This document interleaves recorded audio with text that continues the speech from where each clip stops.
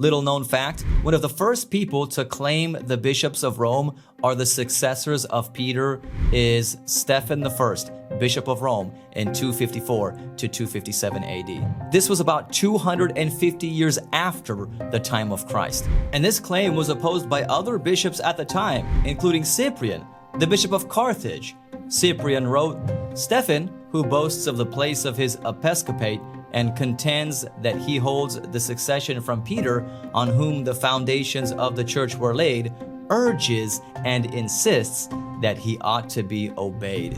In his letter to a council of North African bishops entitled On the Unity of the Church, Cyprian wrote, "For neither does any of us set himself up as a bishop of bishops, nor does anyone by tyrannical terror force his colleague to the necessity of obedience, since every bishop, in the free use of his liberty and power, has his own proper right of judgment." So during Cyprian's time, there was no recognized head of all bishops or a visible leader of the entire church. However, Bishop Stephen I was asserting a unique authority for the Bishop of Rome in disputes with other church leaders. These were the first steps into what later would develop into the doctrine of papal primacy. Also, the title Pope or Papa appeared for the Bishop of Rome around 296 AD with Pope Marcellinus, though it was used more informally for other bishops as well.